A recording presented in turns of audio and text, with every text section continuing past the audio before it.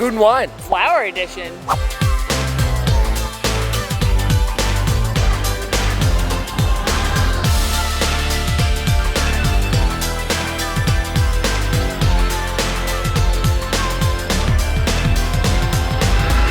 Hey there, Man Fam. We are here at EPCOT for the International Flower and Garden Festival. This is my favorite festival all year, so come with us as we head to all the outdoor kitchens, check out the topiaries, and more. Grab your passports, pick up your trowels. Let's go. I forgot my trowel. Yeah, I did too.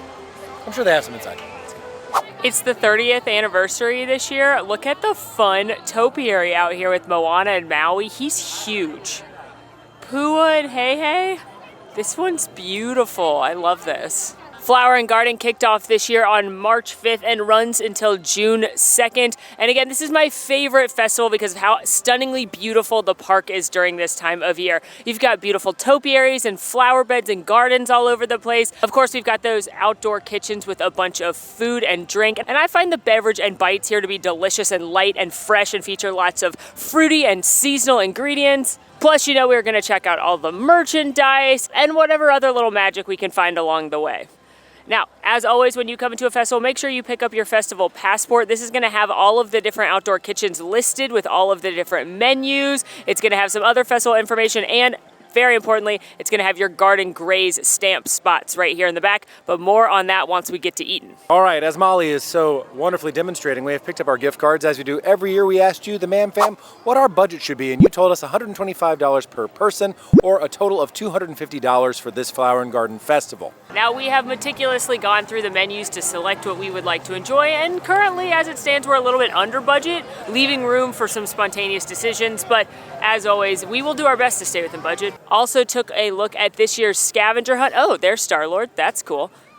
I've not seen him here before. I knew he came, but I'd not seen him. Anyway, got distracted. We also saw this festival's scavenger hunt, Spike the Bee's Pollination Nation. These are those cute scavenger hunts where you'll pick this up at any of the EPCOT gift shop locations and then look for Spike the Bee hidden amongst the gardens throughout the festival, match the sticker with where Spike the Bee is, and then when you're done, you can get a prize. The prize in question this year, very, very cute, 4 different watering cans, Mickey, Orange Bird, Spike himself, or the caterpillar from Alice in Wonderland. I always find these are a good way to get kids involved walking around and looking throughout the festival. And we were headed to get our first bite of the festival, but in keeping theme with just how we exist, we got distracted by a lot of the really cute topiaries. We have Huey, Dewey, and Louie, which are adorable. Donald holding his gardening implements. I believe that is a hoe. We also have Groot, which has moved to a new location, and of course, Molly's favorite, Buzz Lightyear. You'll notice Donald here is in a community garden and it's got all these different plants and flowers labeled. One of my favorite things about the festival is that in addition to the topiaries and the big garden displays, there's also these smaller gardens throughout the park. You'll see things like different spice gardens, a tea garden, a gnome dwelling garden. I love the prehistoric gardens near Guardians, which feature plants that would have been alive in the dinosaur age and little rubber dinosaurs. So make sure when you're walking around the park to take in these beauties as well as the main displays. We picked up our first food item, and you can tell just how thrilled Molly is with how absolutely sticky your hands are. So here's a stroopwafel. We got some B-roll of it. I'm sorry, here's a liege waffle. You're right, stroopwafels are my preferred breakfast. So here in Connections at both the cafe, which is the Starbucks side, and the eatery, the quick service restaurant, they do a delicious house-made liege waffle, but this is the seasonal one for Flower and Garden. It's carrot cake. So it's got carrot cake, seasonings on it, cream cheese icing, and chocolate pecans. It's very sticky. Also, very big news, friends. There are trash cans. What? It's very exciting. They're very cute. There are trash cans? By the shop. Say it isn't so. I know. It's very exciting. It's the little things. Also, there's Figment over there. Waffle time.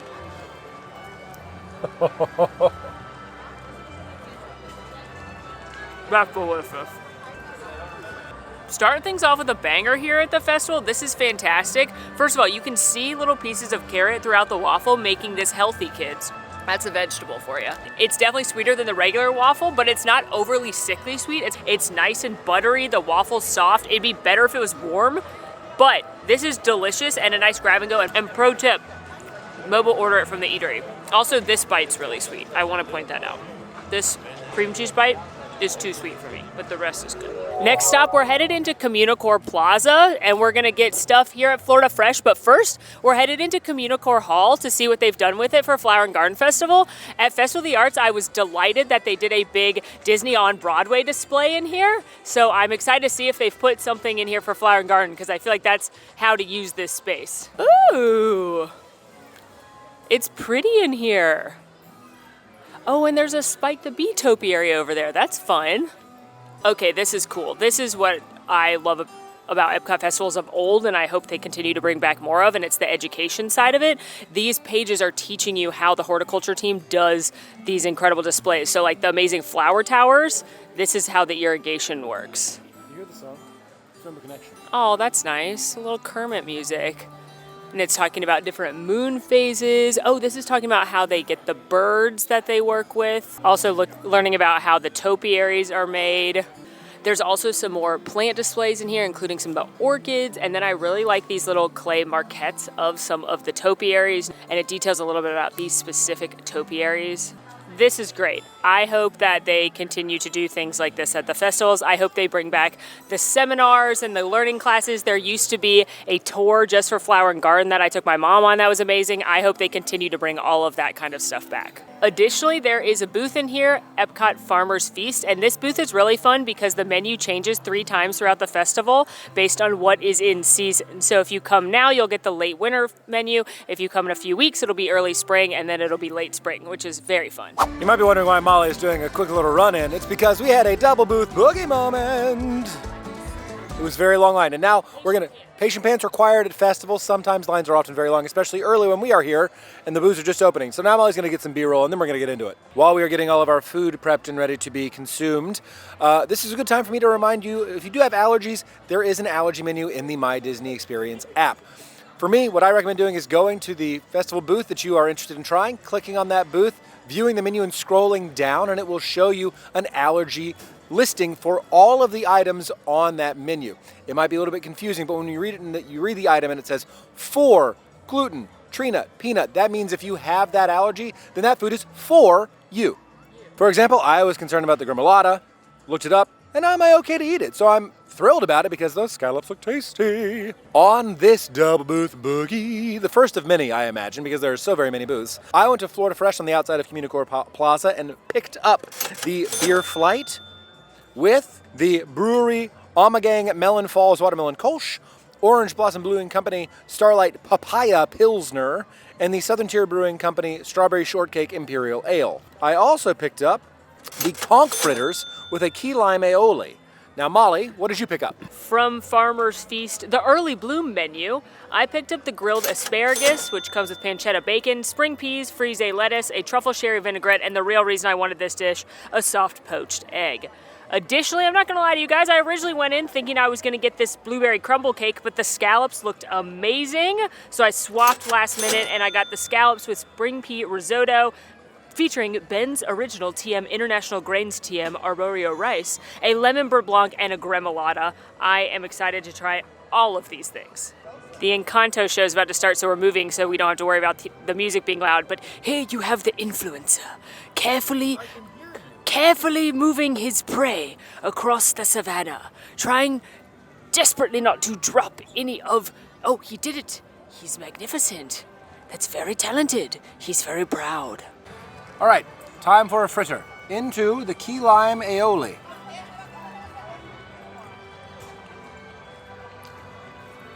Well, I love the aioli.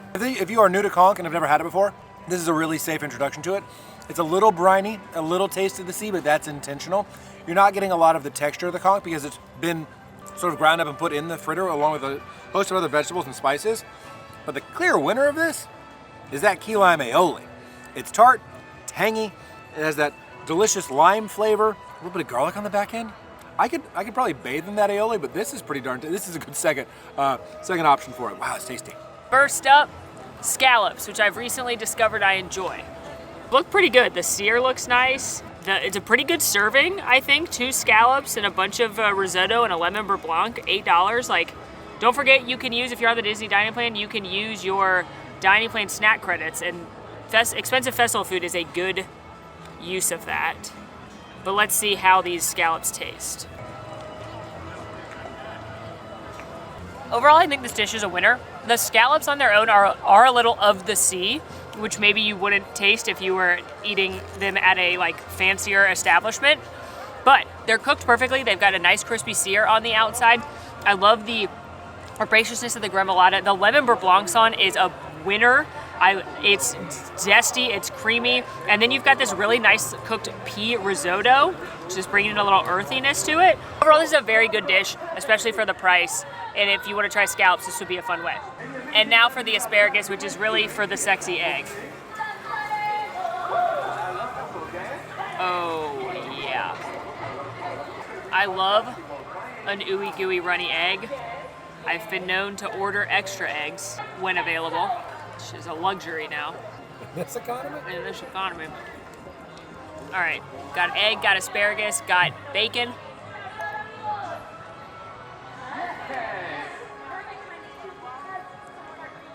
So my initial bite, I first tasted the truffle and the egg, which I loved.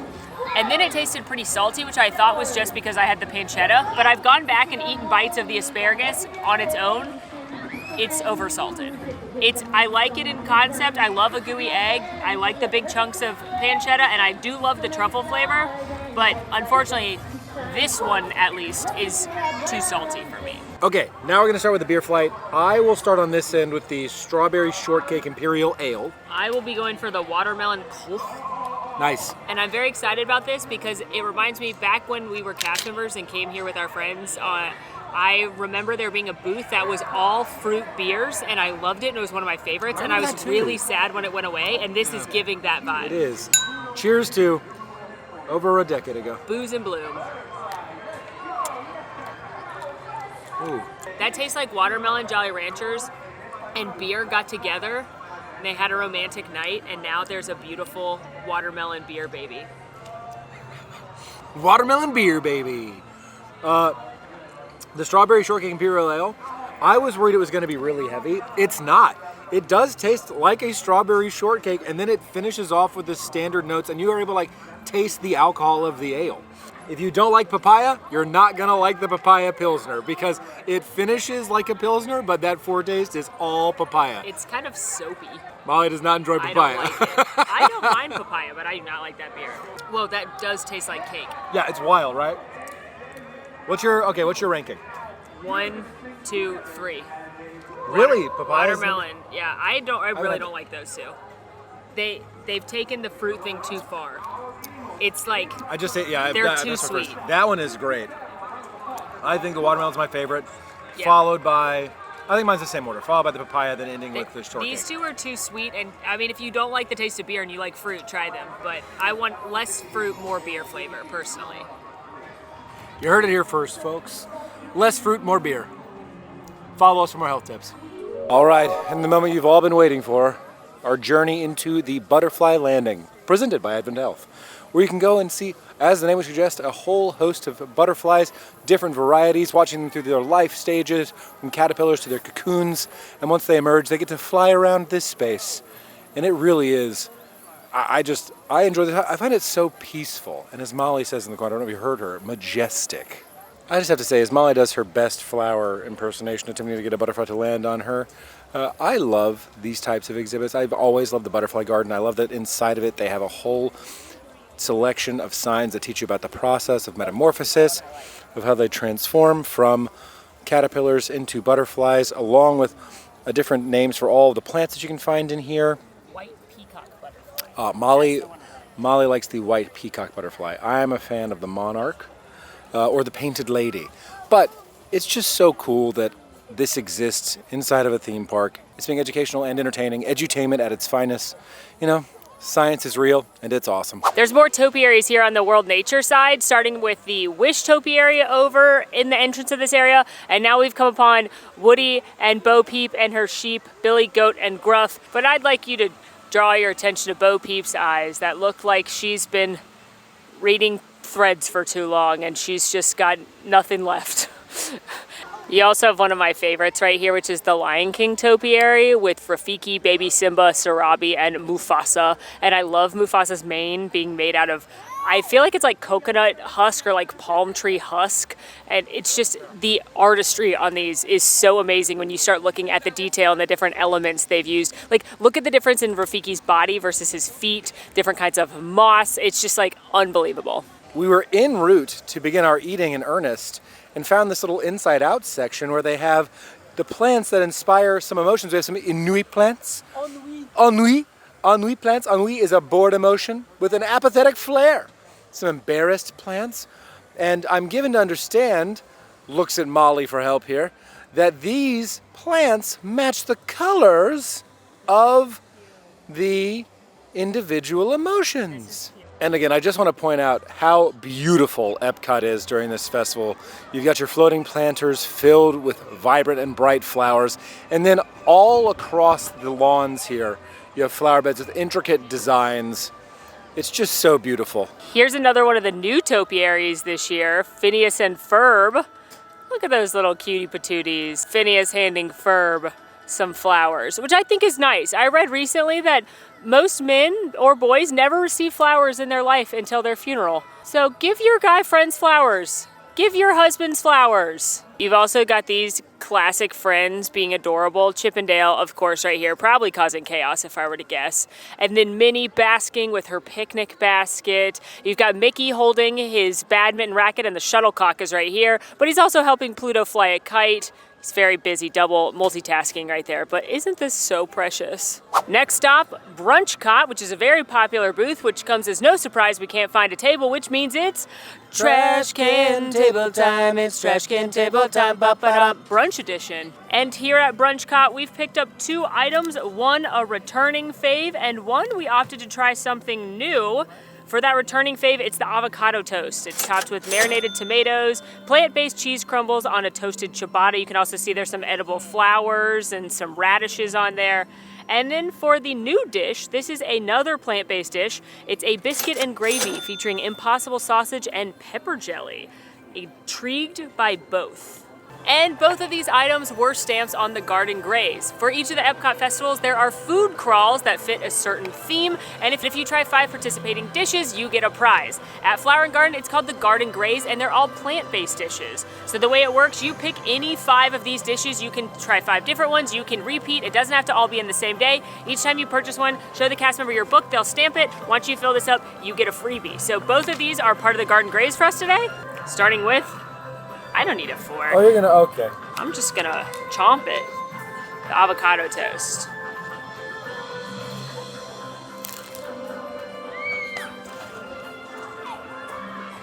I'm a millennial who loves brunch, so it's no surprise that I like avocado toast. Lots of avocado. These bright tomatoes are a real star for me. Now, I'm on the record saying I don't generally like plant-based cheese. However, in this case, it just adds a little bit of nuttiness. There's not enough of it for it to taste like fake cheese, in my opinion. So if you're a plant-based eater, I think you'll enjoy this one. If you're not a plant-based eater, but you enjoy avocado, I think you'll enjoy this one. Overall, a very solid dish, and I'm glad returned. Speaking of things I'm glad returned, the fried cinnamon roll bites that are cream cheese stuffed and topped with bacon, those are incredible. Highly recommend, but we wanted to get another Garden Graze item here instead. I will be tasting the biscuits and gravy with impossible sausage, and I know it's pepper jelly. So many layers of flavor. All right.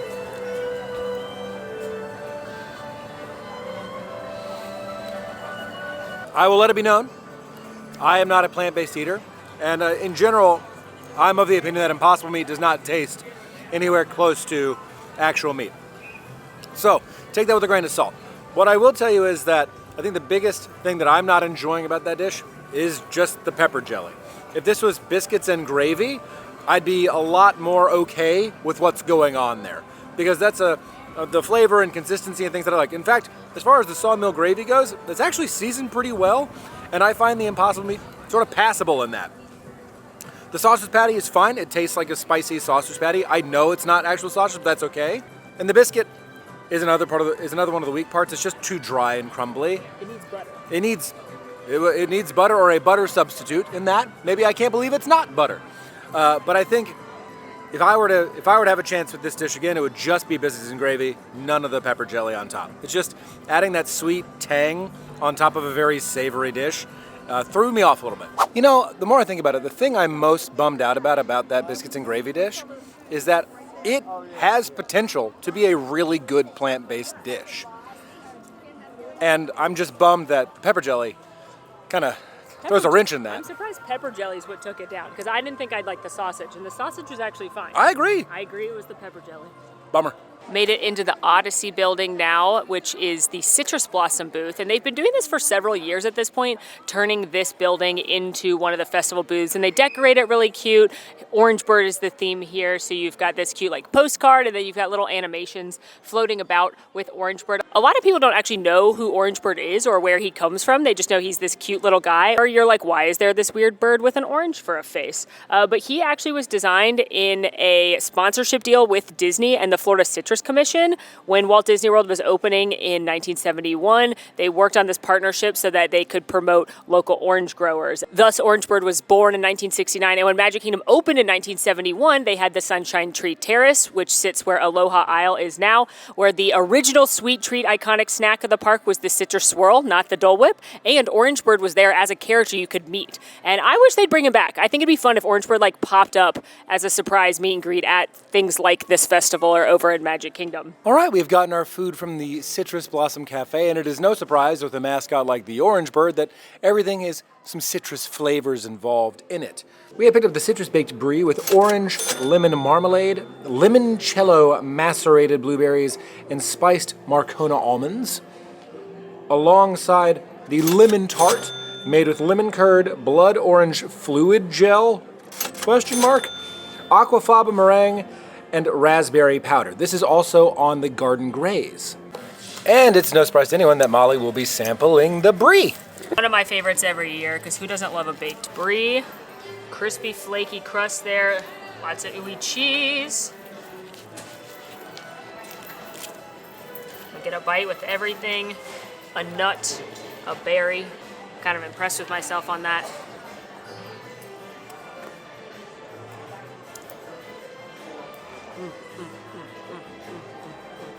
That could be on my best of the fest this year. I feel like they upped the amount of that lemon curd to make it even zestier. I love the spiced nuts because they actually have a little tiny bit of heat to balance with that sweet lemon. And then you've got the ooey gooey cheese, flaky buttery crust. It's a bunch of different flavors, but they go together perfectly. No notes. Oh, there's the blood. Orange fluid.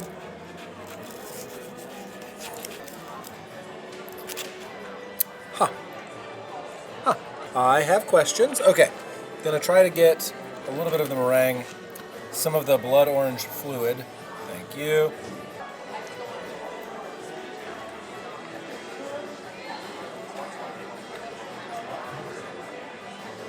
I think the tart's pretty darn good. I just wish it was just the tart and maybe the blood orange liquid. The fluid. The fluid. It's just unsettling to say, I gotta be honest. The blood orange dressing, there we go, on top. If it was those two things, I think it would be a lot better. The meringue is an awful lot like eating cardboard. Styrofoam. Yeah, like eating styrofoam, I'm sorry. Not a lot of flavor there. The tart itself, though, very lemony, very tart. Not gonna be super sugary sweet, so if you're expecting something sweet, this is not gonna be it for you. It's not, but it is, in my opinion, a very tasty tart. Just take the meringue off. Just take the meringue off. Should mention that should you have the desire to drink out of Orange Bird's adorable head, you can get the Orange Bird Sipper at Citrus Blossom, and it's filled with a non-alcoholic freeze drink. Fun fact, you cannot put alcoholic beverages in sipper cups shaped like Disney characters because they can't have alcohol. Back outside, first of all, the Cocoa topiary is one of the cutest. It's absolutely adorable, especially Dante. But we are now back with the crossover event you didn't know you needed because Alan went to Trowel and Trellis, I went to Jardin de Fiestas, which means it was a double booth boogie. But also, there's not a table, so it's a trash can table time. It's trash can table time. Double booth boogie edition. The remix! And what we have for you today, chefs, off of this trash can, from Jardin de Fiestas, which is the Mexico booth, it is the giant tostada de carne. It is a Oaxacan tostada, barbacoa beef, guacamole, jicama, pumpkin seeds, and salsa macha. And from Trowel and Trellis, the soy glazed pork sticky ribs with green onions and peanuts. I am oh so hopeful that these will be good. They look good. Please be good.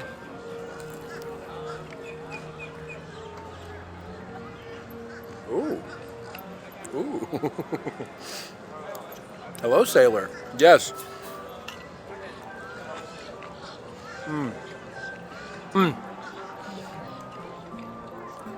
The meat is just falling off the bone. You can tell on this underside they are grilling these on stage. Soy glaze is not overpowering. It's actually a little sweet.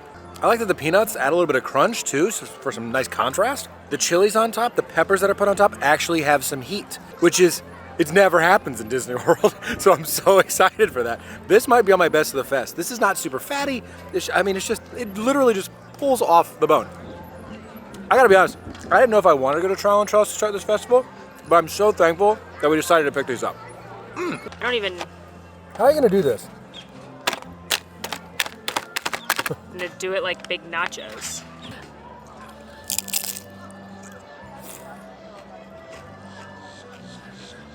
Yeah. It's delicious. Because of course it is. This is fantastic. No surprise, Mexico usually is one of my favorites. We've got this big, lightly fried, very crispy tortilla, but it's holding up to all these toppings. Lots of creamy avocado. Got the little zest and kick from the raw onion on there. The meat, flavored perfectly, moist, melting in your mouth, and then it's actually got a little bit of heat because of the way the meat's flavored, as well as the salsa on top. Little crunch from the pepitas on there. This is a winner, per usual. I fear I may be putting something else on my best of the fest. It's just gonna be really long at this point, or I'll have to whittle it down, but this is excellent. We were gonna go back to a trash can to do another trash can table time, but instead this time Molly is our table. We're on a bench.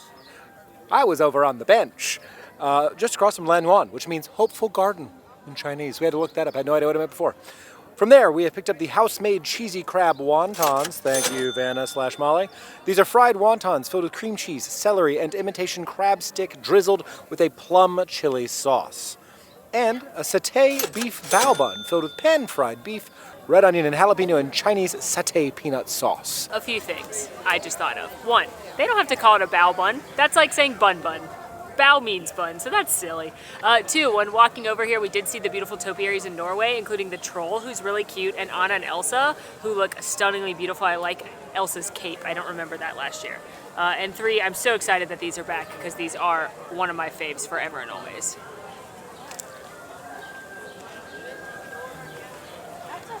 I think it's like These are so good. I love crab rangoon, and these are some of the best I've had because you can tell they're house-made. They're fresh, they're warm. There's tons of cream cheese in here and that crab, imitation crab with a K mixture, but it's delicious. It's not too salty. I do like the little sweetness from the plum sauce. This is A+ every year, a must-have. Molly's Best of the Fest. Time for the bun, the bao. Here we are. Feels light and fluffy. The bun is very well made. Light, fluffy, sticks to your teeth like I would expect a bao to do. The meat itself, I think the flavor is very nice. It is so deep, rich, a little bit of that soy flavor, peanut. I mean, it's a delicious satay. It holds true to its name. And there's actually a little bit of heat on the back end. Nothing that's gonna hit the front of your mouth, just sort of the back of your mouth. The one thing that I will say is that if you are a texturally sensitive person, this is beef that has been marinated for a long time, so it's a little bit more stringy, I think is the right word, although I don't love going for that word. It's a little more stringy. So if that is something that you are texturally averse to, just be aware. But I think outside of that, it has great flavor.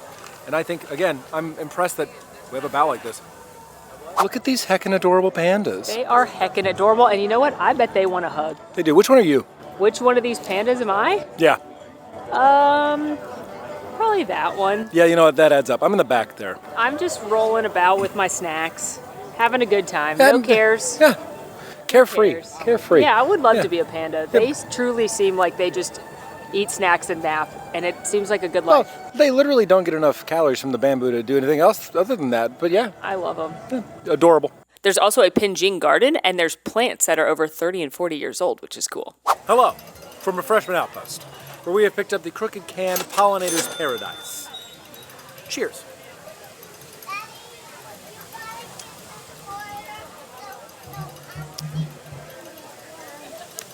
That's fascinating. It almost tastes like a mead, but it's lighter than what I expect mead to be. Very honey forward, very floral, and then it ends up like a lager would. I really enjoyed this. This is a very good light sipping beer. And I also really love that they're partnering with Crooked Can, which is a local brewery. Now, I should note at Refreshment Outpost, they also have the lavender martini, which Molly has had in the past here and really enjoyed. And they also have a Dole Whip sundae with a spicy tahini sauce. But I'm saving my sweet tooth for a little bit later. Willkommen from Germany, where I'm gonna go out of an accent because I'm sorry. And we've picked up a lot of things because the Germany booth, the Baummarkets, had a lot of bangers. So we picked up the warm cheese strudel with berry compote, a fan favorite of mine, the toasted pretzel bread topped with Black Forest ham and melty cheese, as well as the beer flight. The beer flight has the Bitburger Premium Pills, the Stiegel Brewery Raspberry Rattler, and the, oh gosh. No, give it a shot. Weihenstephaner Hefo Weissbier. Wobbly table. I nearly spilled the beer, which is a cardinal sin. Oh, this is so, it's falling apart. Okay, hold on. It's cut. It's like quartered. It's quartered? Yeah, I think so. So you can pull it apart, yeah. Oh, heck yeah. Okay. I'll be trying the cheese bread. Yeah. This is so simple. Pretzel bread, cheese, and ham. And it's just tasty. This is, as Molly likes to say, simple deliciousness. But you have very few ingredients, but you execute it very well, consistently. Banger item. And now for this, which actually I have not had in years, even though it's a cheese-based dessert. But I figured, you know, why not? I love fruit, I love bread, I love cheese. Let's give it a whirl. Oh yeah. This is my ideal dessert because it's literally just a flaky pastry that's like buttery and falling apart, a bunch of cream cheese, which is slightly sweetened but not much, and then fresh berries that have been macerated, not over the top, not sickly sweet. I mean, that is so good. That just beat the pretzel bread for me. That's definitely, I do not think another dessert is gonna come close for me. That's A+. And now beer time. I apologize for the audio, it's very blustery today, especially here near the water. I am starting with the Weiss beer. And I, the Pilsner. Ales for the pills. Cheers. Ooh! That is so good. Weiss beers is one of my favorite kinds of beers because it's weedy and delicious and it's got a lot more flavor than like a standard Pilsner. I don't know that I could drink much more of this on a hot day just because they are a little bit heavier, but this is fantastic. The Pilsner is a beer that tastes like beer. Very light, sippable, easy to carry around on a hot day in Florida. The Rattler is sweeter than I anticipated.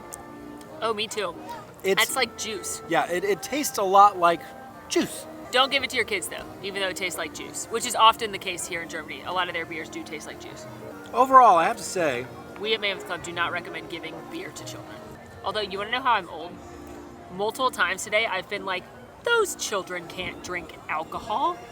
And then I realized, no, they're probably 21. They're 21 or 22, and I'm just old. the passing of the torch. Yeah. Our time has come. Yeah, don't say that. This is a pretty good flight, though. No surprise, good flight in Germany. Nothing super unusual, though. This is just a solid flight of beer. And on our stroll through the Germany Pavilion, of course, we have to stop by and see Snow White and the 7 dwarves. Here they are. Well, here's 6 of the 7. Snow White is over there with Dopey, because he's the coolest. In years past, we have posed like our favorite dwarf. That's true. But I suggest today we pose like the dwarf who expresses our feelings today. What Okay. emotion are you? All right. All right, how are you going to pose? If only you had an object you could hold in your hand. There it is. Looks great. Happy today. It's my favorite festival, so I'm happy. Awesome. Alan is going to Sneezy, it looks like. Sneezy. Because I love this festival. It's my favorite one. But also, I didn't take an allergy pill this morning, so my allergies are acting up. And of course, we have Snow White over here. Podcast listeners, this slow, awkward close-up of Dopey, that's for you. Also here in Germany is the gnome garden with these gnome topiaries, and I just think they are so cute and like underrated little gems of the festival. But like, look at this guy with his little beard. I love them. Is it even a festival if you don't stop by the train station here in Germany and look at the tiny citizens of Germany with the tiny flags representing the change of each festival? It also wouldn't be a festival if one of these tiny citizens of Germany wasn't schnockered inebriated. And it's still the doctor. Which is still concerning. Yeah, so I don't, I'm just going to go ahead and say it. I wouldn't trust any of his diagnoses. You know who doesn't look great either? Tell me. The guy, was it the schoolhouse behind? Oh, you're right. Yeah.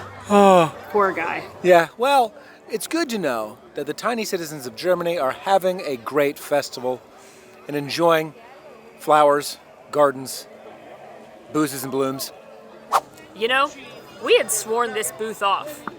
We had said Italy, not again. But then they had the audacity to create something so diabolical. We have to try it. This is the caprese cocktail. It's basil-infused vodka and tomato juice topped to the caprese skewer. So, a Bloody Mary question mark, but I don't trust them. I don't trust them, and I like Bloody Marys. So, here we go. Cheers.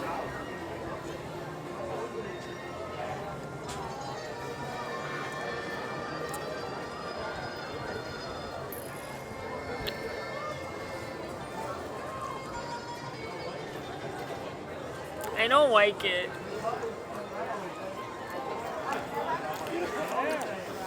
It really just takes over your whole mouth. It's viscous. It's so bitter. The first sip of it, I was like, I don't mind basil-infused vodka. I don't think I would in like a martini. And now, I think I might have infused for too long. Why is it like that? Oh, that's exciting. That's so crazy.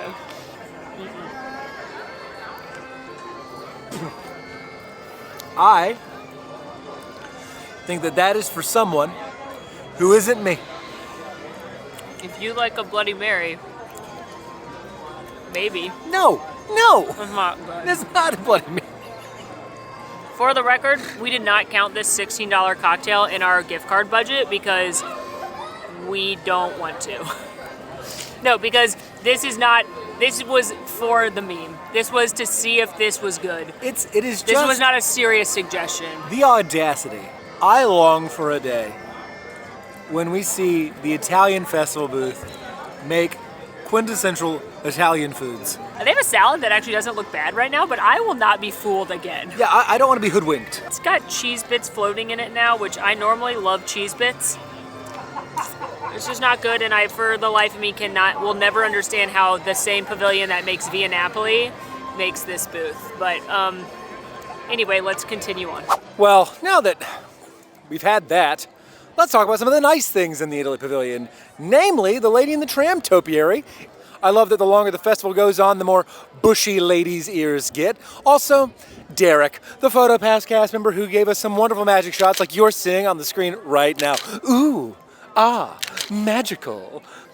And now we are headed into the American Adventure Pavilion. As we make our way to the American Adventure Outdoor Kitchen, let's talk about Garden Rocks, which is the concert series that happens nightly here during the Flower and Garden Festival, 3 times a night, and features a variety of performers, including Sugar Ray, Simple Plan, Jody Messina, 98 Degrees, and more. These are a fun, free concert that you can enjoy throughout the festival, especially if you have an affinity for any of these bands. I personally quite enjoy the 98 Degrees, though I do think I will be out of the country when they are performing. I honestly don't remember because our schedule changes all the time. What even is time? That's not the point. If there is a performer that you are really excited about and want to guarantee yourself a seat, they do offer Garden Rocks dining packages.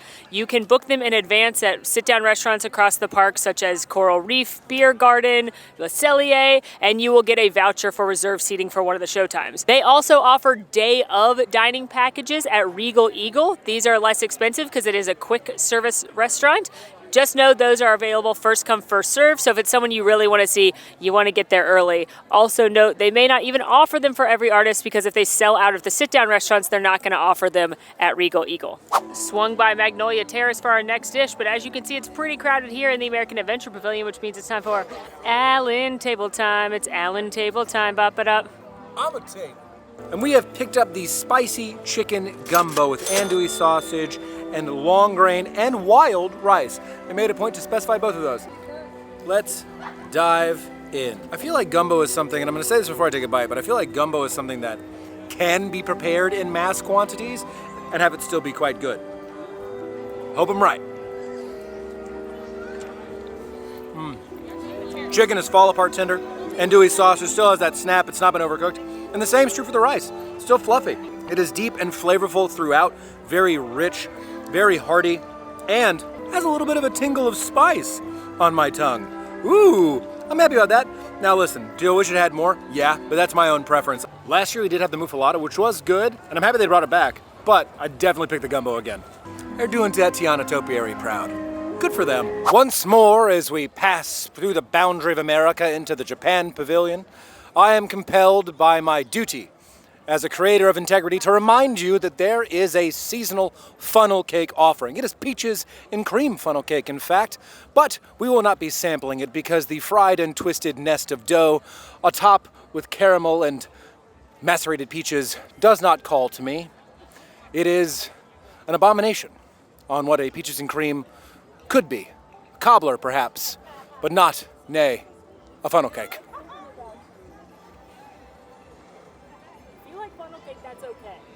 Yes, if you like funnel cake, that is okay. I'm not here to yuck any yums. I'm just letting you know that I'm not eating it. All right, we have stopped by Hanami and picked up the Frushi. This is strawberry, pineapple, and honeydew wrapped in coconut rice and tricolor soy wrap served with a coconut cream sauce and toasted coconut. Alongside that, the ramen cup. This is a ramen noodle salad shaken in a cup with fresh vegetables and grilled chicken served with a yuzu soy vinaigrette and chili oil. And this is a surprise edition that Molly picked up, and I can't say that I'm mad about it. This is and I'm going to read this here, locally crafted Japanese-inspired Pilsner with aromas of cherry blossom and ginger. So color me intrigued. I'm so tall. I'm almost as tall as Alan right now. Not really, but I did gain like 2 inches, so cheers.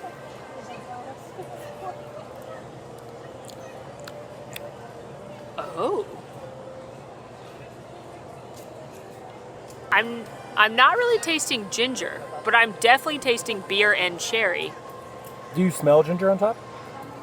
No, it tastes like, and I mean this as a compliment, as if a beer, like a classic Pilsner beer tastes like beer, had a brief affair with the Kool-Aid Man.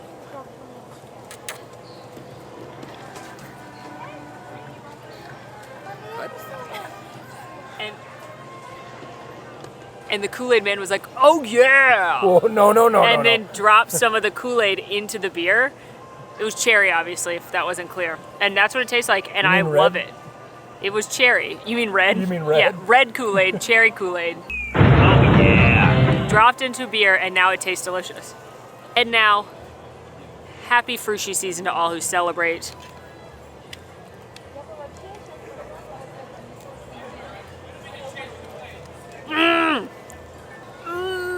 It makes my best of the fest every year for a reason. It is so good.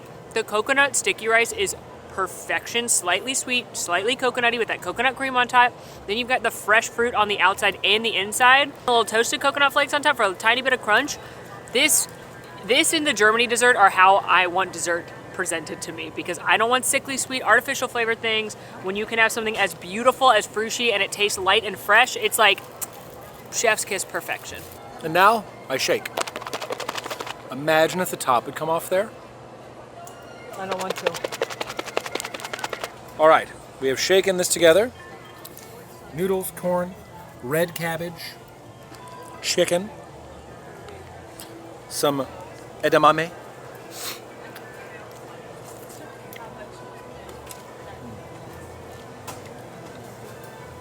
It's so simple. This is like something I would make at home, but I wouldn't have the right dressing, you know? And so it'd be kind of good, but not nearly as good with this yuzu ginger dressing that's on here. Oh gosh. It is a cold noodle salad, so if that is off-putting to you, probably avoid. But the veggies are fresh. The corn and edamame add a little bit of like crispness alongside the red cabbage. The chicken is cooked well, and the dressing is so light and refreshing and zesty.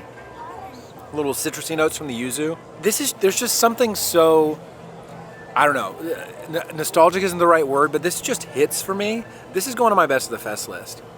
Japan booth definitely crushed. Also, that beautiful dragon topiary, they moved it. It's normally near the water and it's more in the pavilion, so you get a closer look at it. Stunning.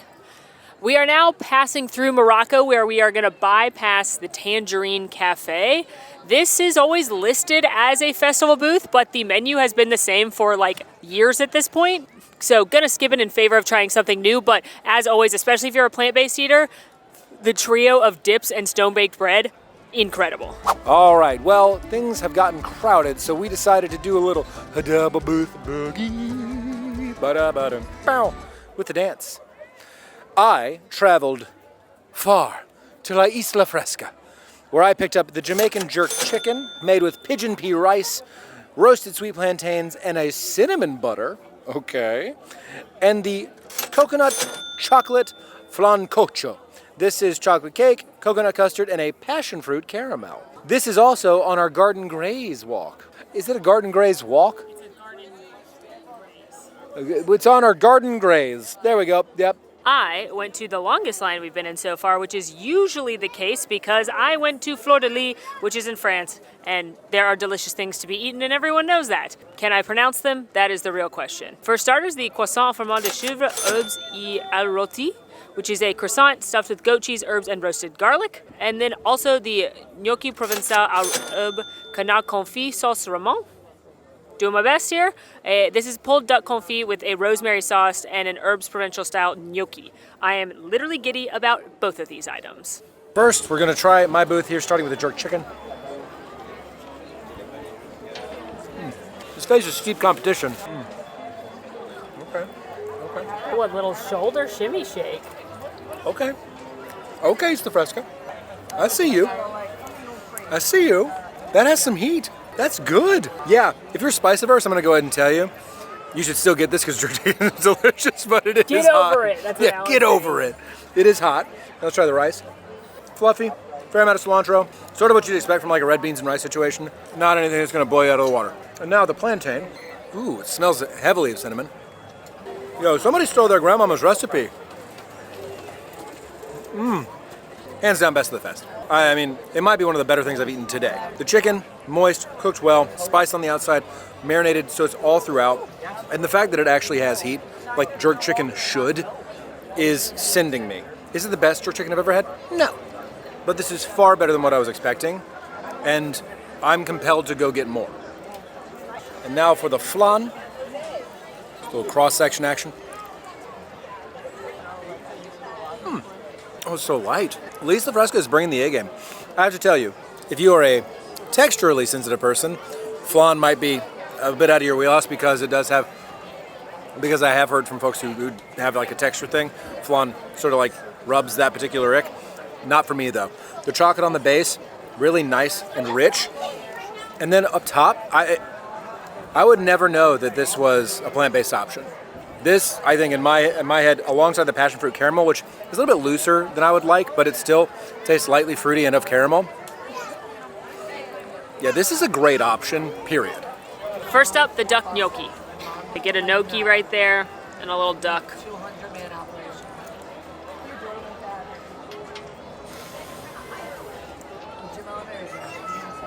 France, I love you. I really do. And this is why. The gnocchi are perfect. They are light, fluffy, and then you've got this amazing duck, which is a little gamier than chicken, but this is cooked to perfection. It's not chewy. It is, both of these things are coated in this amazing rosemary and herbs de Provence sauce. This is like French comfort food, I would imagine, and it's fantastic. Look at that. Look at how that's flaking. Oh my gosh. You can't see it because Alan was correctly showing you the food, but one single drop of drool just came out of my mouth when I did that. Probably for the best. Yeah, you're welcome for the image.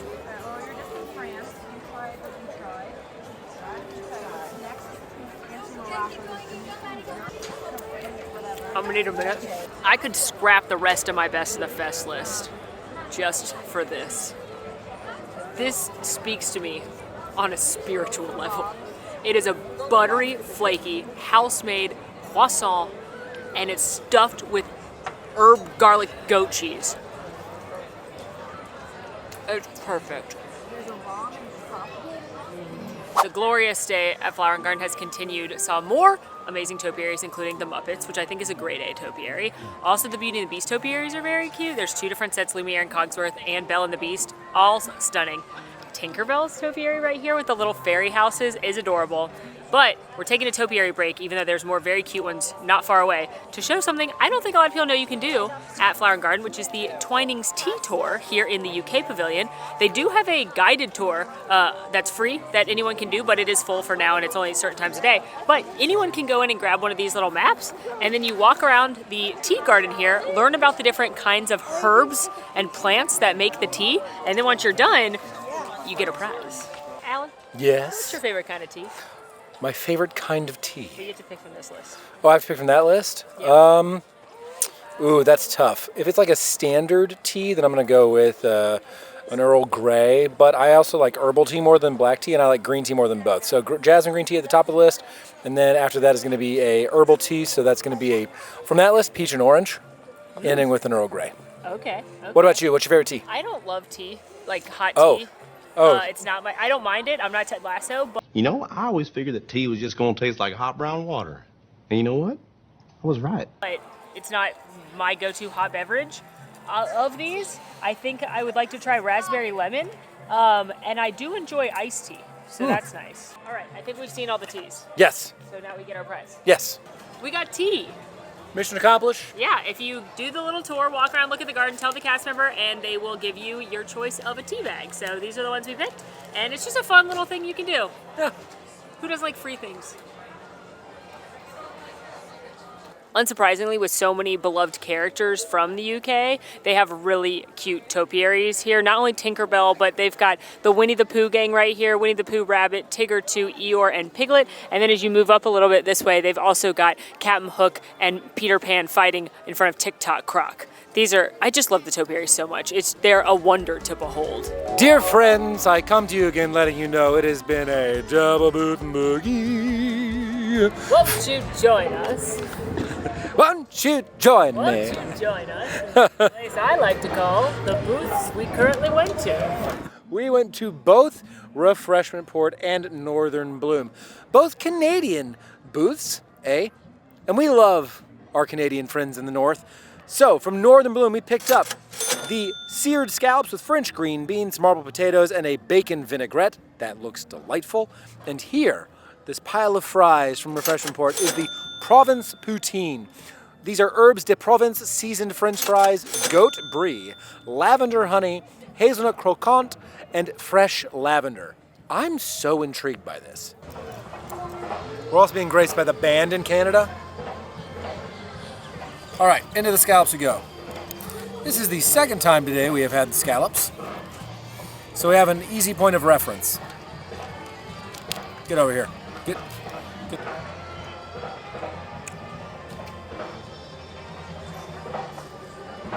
These are the better scallops. They are cooked well, ever so lightly briny, not fishy, but a little briny. But that bacon vinaigrette though, I don't know if you know this, bacon's good. Let's try the sides. The green beans are cooked well. They're not super seasoned, if I'm being honest, but they're still really crispy. And then the potato is a potato. So I think the standouts here are the scallops that are cooked incredibly well. Nice grill sear on one side, and that bacon vinaigrette is top notch. For the record, Alan and I do not agree. I think the other scallops were better, but both are very good. So it's kind of, I think, which sides sound more appealing to you. I personally liked the lemon beurre blanc and the risotto. Now this, on the other hand, this poutine has probably been my most intrigued dish of the festival. As soon as I read the menus and I saw this, I was like, I need to put that in my mouth. So dreams are coming true right now.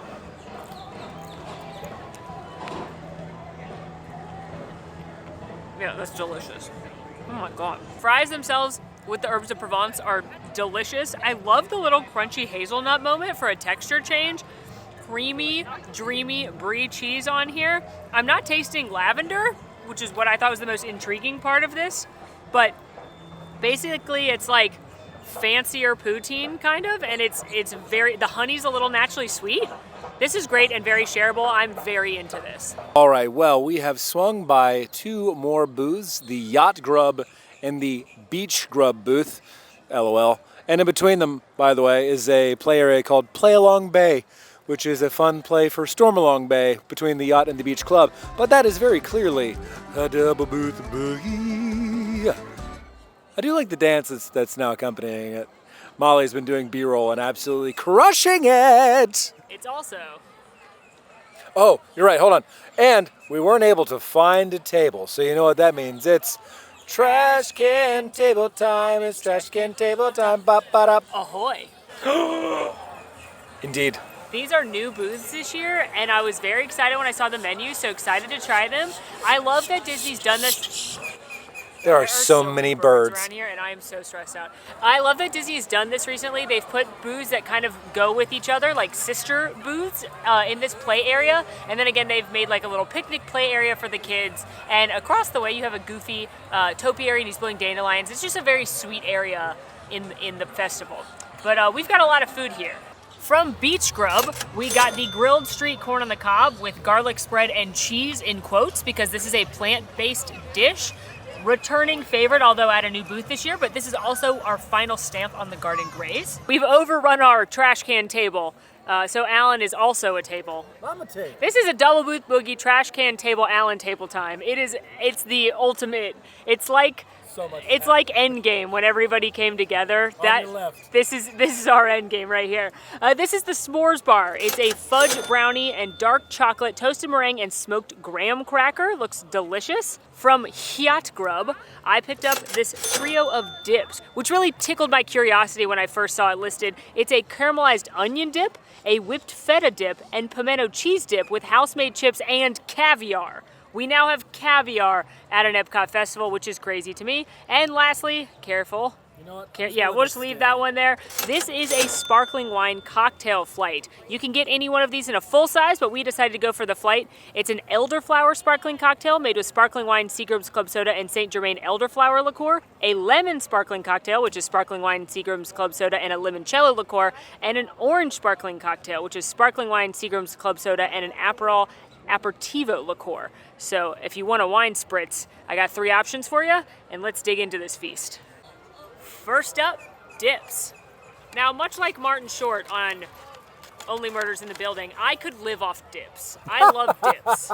So I will be a harsh but fair judge. I believe this is the caramelized onion or whipped feta. I don't know, I have to smell it. That's whipped feta, and it's delicious. Tangy, zesty, garlicky. That is nice. So far, we're off to a good start. Now, with caviar on top. Ooh, Caramelized onion dip. she's fancy. That bangs. And it's not because of the caviar. I actually don't really care about caviar. It just tastes like salty fish babies. So I don't care for caviar, really, but it's just adding a little saltiness. I honestly don't even need it. The caramelized onion dip, though, is so good. It's got a little bit of natural sweetness because of the onion. It's creamy and dreamy. Yum. That one's number 1 so far. And now pimento cheese, which is one of my favorite foods. Oh no. Don't look at that. That's very good pimento cheese. Alan will be a harsher judge than I am because he grew up with his grandmother making it from scratch, but it has a little bit of a spice to it, which I prefer in pimento cheese. Like when I buy it, I buy the one with jalapenos. All 3 of these are excellent. The chips themselves are excellent. This is a wonderful dish. Best of the fest. Saw them grilling this fresh on stage, then coating it in the butter, not butter. Cheers. I'm watching you.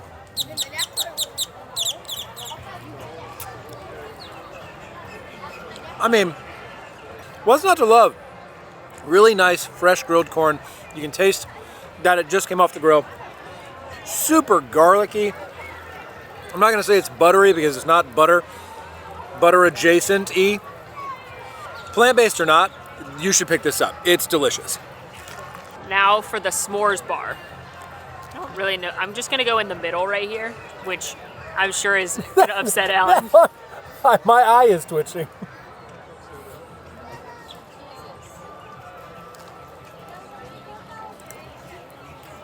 Okay, this is good. It just doesn't taste like a s'more to me, which is why I think I was thrown off. This is marshmallow and then chocolate cake, and then it's more chocolate, and then the only graham comes from the crumble. I wish the marshmallow in here was graham because the ratio's off. Because in a real s'more, you have mostly graham compared to everything else. But in this, you have mostly chocolate, then marshmallow, then graham. Consistency-wise, it's a good cake pop. The marshmallow's not too sticky like a marshmallow pop. It's pretty good, especially if you like chocolate desserts, I would give it a try. But for me, I'm much more into the simple fruity desserts we've had earlier. Time to try the flight. Cheers. I've got lemon. I have orange.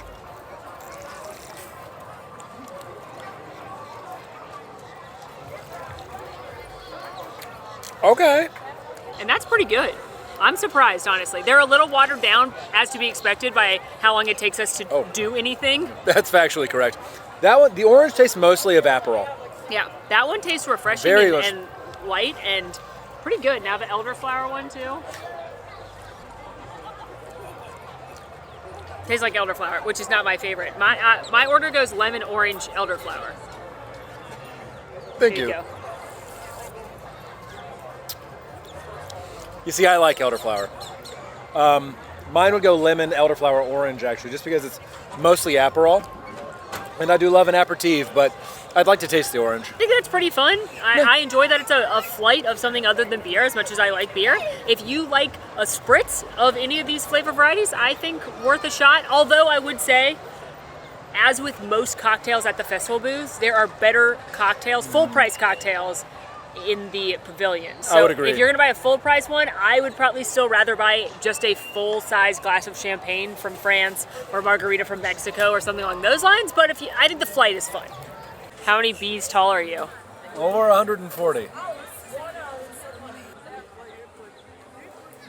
You are just under 130 bees tall. What about with my ears?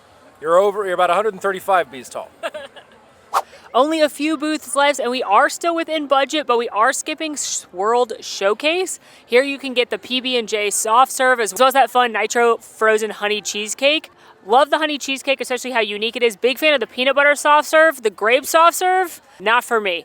But we are skipping that one in lieu of trying a few other favorites, including something from the Honey Bistro, which Alan has reprised his role as table to consume. Once more, I come to you, humble viewer, as a table. And with me, set upon my hands, is the chicken and waffles.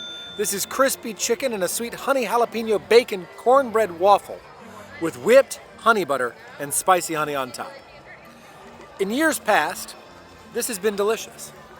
And I am hoping that it is also delicious today. Cheers.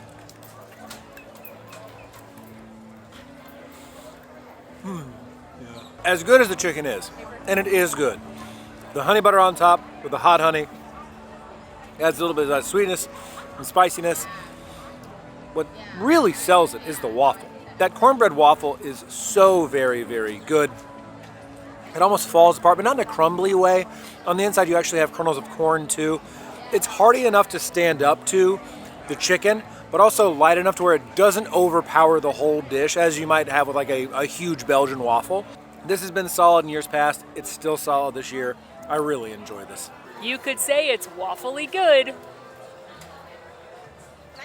One more topiary before our last booth. This is the beautiful Encanto one featuring the Madrigal sisters.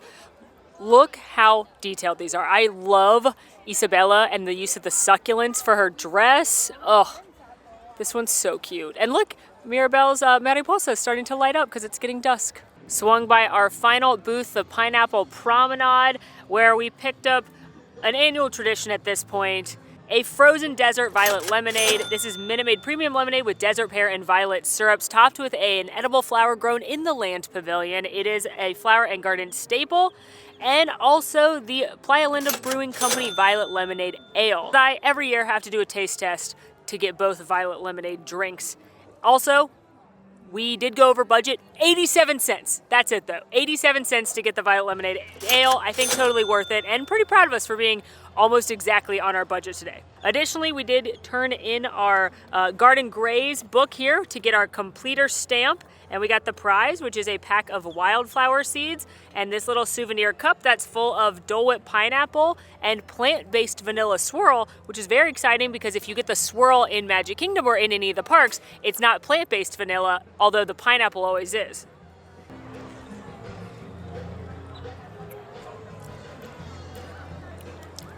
That's pretty darn tasty. I love pineapple Dole Whip. It tastes like vanilla. I don't really taste anything that would suggest that it's with an imitation of any variety. And you know what better to wash down a day full of plant-based eats than this delightful dessert. I say this every time we do the crawls, but I think they're such a fun way to try things maybe you wouldn't try otherwise. And who doesn't want a prize for eating than more eating? Alan, what was your favorite of the items we got on the Garden Grace today? It had to be the flan Oh, from Isla Fresca. What about you? Which I was a surprise because the corn normally the corn for me. I think the corn's delicious.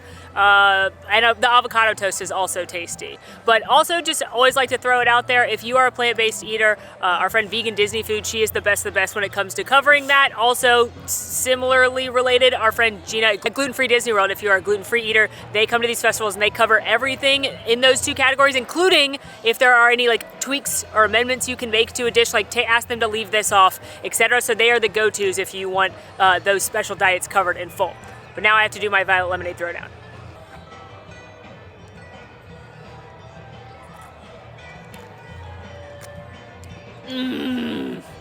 I know I don't normally love sweet things, but this is more tart than it is sweet. It reminds me a lot of the Slush and Pandora because it's the same flavors, minus the violet.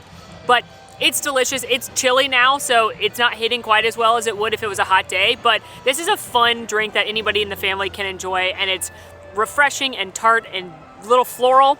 And then also, here's the beer. I like the beer better. This is my favorite beer at the festival, and that stands true even though we tried some very fun ones today.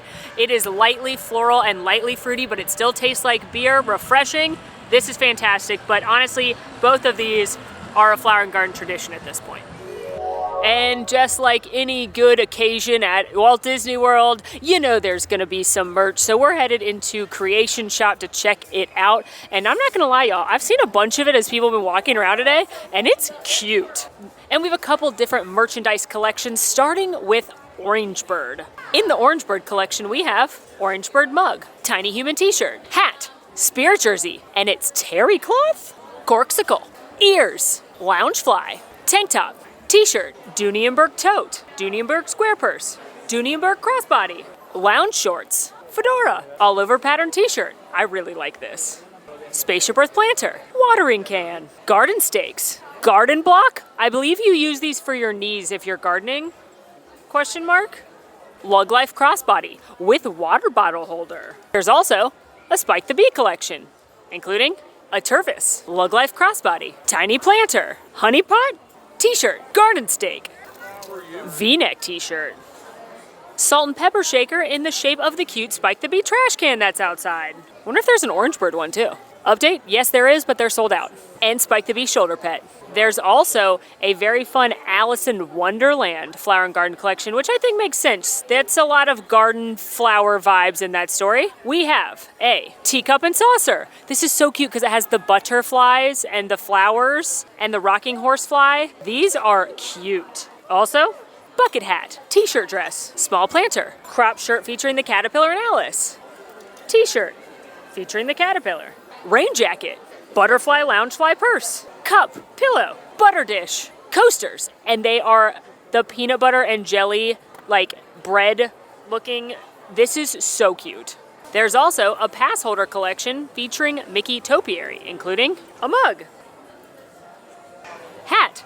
This is so cute. It's like felt, I don't know what to call it, but it like pops out so it looks like a topiary. That's adorable. And t-shirt.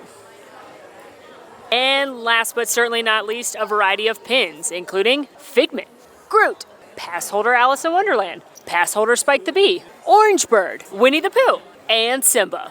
Also, mystery pin set. I gotta say, I'm a big fan of a lot of this merch. Kudos to the merchandise team this year. And now we are headed to the front of the park to enjoy the Spaceship Earth light show. A beautiful cherry on top of a wonderful day. But first, we must pause for our best and worst of the fest. Okay, without further ado, here is our best of the fest. Molly, you're up first. Well, I'm gonna give my worst of the fest so that we can build. Yeah, we build.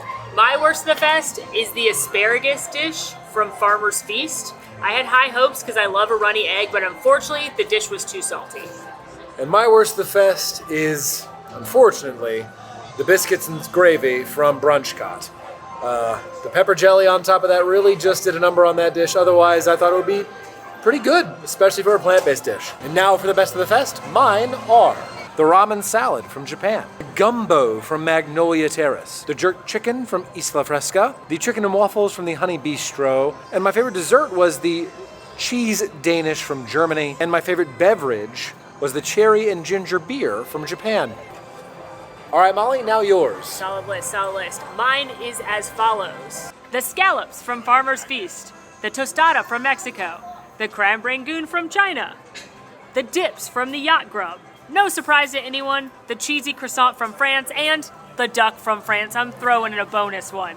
My favorite beverage was the violet lemonade ale, and since Alan said the cheese Danish for his favorite dessert, I'm gonna mix it up and say the Frushi from Japan, which probably isn't even a dessert, but I want it on the best of the fest anyway, so I'm doing it that way. Also, what are your favorite topiaries? For me, it's gotta be, it's so hard. The dragon in Japan is very cool. And then I'll also, I love the Mickey and Minnie, Chippendale and Pluto as you walk towards the World Showcase. What about you? Buzz is my favorite character, so I love that he gets one, but I always love Snow White and the Seven Dwarves. I think the detail on all those dwarves is incredible. And then, Winnie the Pooh, maybe. Actually, you know what? Love Lady and the Tramp because her ears get bigger throughout the festival. And then Muppets. It's hard not to love the Muppets. Oh, Kermit. Overall, though, I thought the food was very, very good today.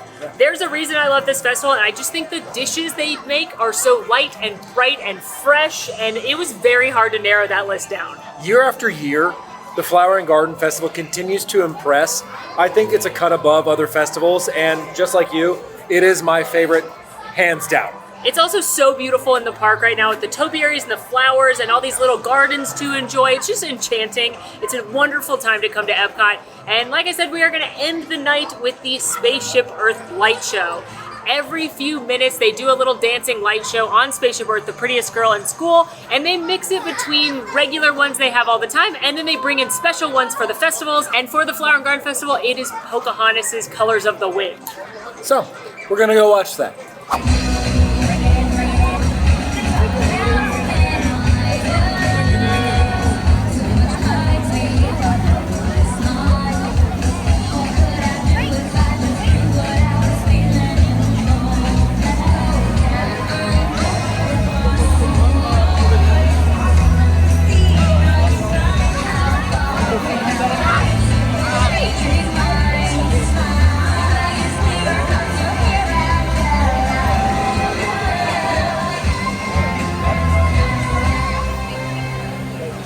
The way these light shows work is they happen every few minutes and they rotate between a couple of them. There's like a standard one.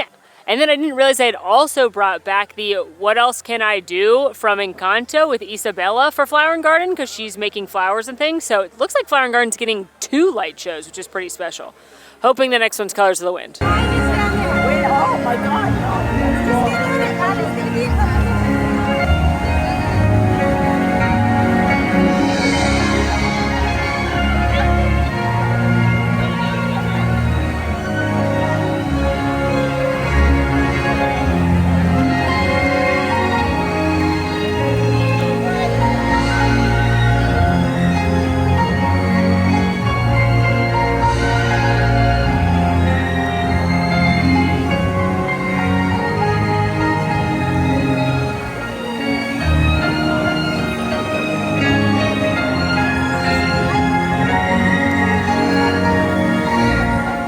Just confirmed the shows happen every 10 minutes, and I love that they use Colors of the Wind because I think Pocahontas is underrated. So that was a perfect way to end our wonderful day. Well, that is a wrap on another festival video. Thank you for following along today as we ventured around Flower and Garden. Definitely let us know what your favorite Epcot festival is down in the comments. But until next time, friends, please be sure to like this video, subscribe if you are new, follow us on all of our socials, and come join us on Discord. We'd love to have you there. The links for all that are down below. And check out the Maven Club Patreon for behind-the-scenes content and more. And until next time, friends, I'm Molly. And I'm Alan. And it has been so magical. Bye-bye.